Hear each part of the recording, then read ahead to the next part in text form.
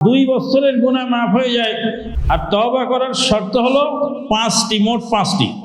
আপনারা দেখছেন আত-তাহরিক টিভির আয়োজনে ফাজাইলে রমাজান। গুনাহ মাফ হওয়ার আমল সমূহ। কোন আমল দিয়ে গুনাহ মাফ হয় না। আমল দিয়ে যে গুনাহ মাফ হয় সেগুলি সাগীরা গুনাহ। সাগীরা গুনাহ আমল দিয়ে মাফ হয়। উযু করলে উযুর সাথে গুনাহ ঝরে যায়।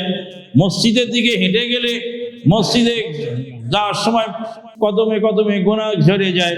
এরকম যত আমল আছে যে গুনাহ ঝরে যায়, 1 বছরের গুনাহ ঝরে যায় আরাফার দিনে সিয়াম পালন করলে, আর 2 বছরের গুনাহ মাফ হয়ে যায় আশুরার দিনে সিয়াম পালন করলে।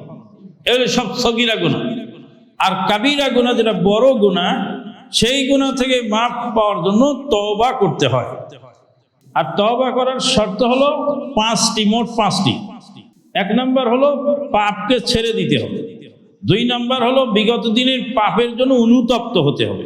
3 নম্বর শর্ত হলো আগত দিনে যেন পাপ না হয় সেজন্য দৃঢ় সংকল্প গ্রহণ করতে হবে। আর 4র্থ নম্বর হলো কারো যদি হক নষ্ট করা হয়ে থাকে তার হক তাকে ফেরত দিতে হবে।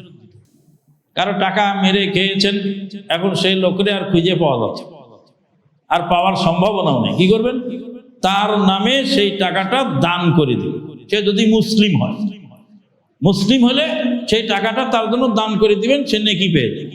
আর আল্লাহকে বলবেন, আল্লাহ আমি এই টাকাটা অমুকের পক্ষতে দান করে দিলাম, এই নেকিটা তাকে দিয়ে দিও, আর হাসরের মাঠে যেন সে আমাকে না ধরে। আর যদি সে অমুসলিম হয়, কাফেরের টাকা মেরে খেয়েছে, তখন কি করবে?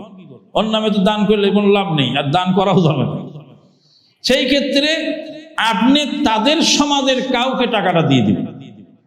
মানে হিন্দু লোকের টাকা মেরেছেন, সমাজে কোনো গরিব হিন্দু লোককে ডেকে এনে বলবেন, তোমাদের এই জাত ভাইয়ের একজনের টাকা আমার কাছে ছিল, আমাকে দেওয়া হয়নি, এবার তার পরিবর্তে তোমাকে দিয়ে দিল। আর আল্লাহকে বলবেন, আল্লাহ তার টাকাটা তার কাছে পৌঁছাতে পারি, তারই এক জাত ভাইকে আমি দিয়েছি, তুমি এটাই গ্রহণ করো, আমাকে মাফ করে দাও। যদি টাকা পয়সা না হয়ে তার ইজ্জত হানি করেছিলাম, ইজ্জত হানি বা তাকে গালি দিয়েছিলাম বা তাকে কষ্ট দিয়েছিলাম, সেই ক্ষেত্রে যদি মাপ নেওয়ার সুযোগ না থাকে তাহলে তার জন্য দোয়া করবেন এবং তার সুনাম গাইবেন যে আমি সেদিন তার উপর রাগ করেছিলাম, লোকটা আসলে ভালো মানুষ, কিন্তু আমারই দোষ ছিল। এইভাবে আপনি বলে সেখান থেকে ফিরে আসবেন। আর 5 নম্বর হলো যে টাইম মতো তওবা করতে হবে। তওবার টাইম হলো 2টা। একটা হলো মানুষ মৃত্যুর মুখে পতিত হওয়ার আগে তওবা করতে হবে, মাপ চাইতে হবে। মৃত্যু মুখে পতিত হয়ে তওবা করলে সে তওবা আল্লাহর দরবারে কবুল হয় না।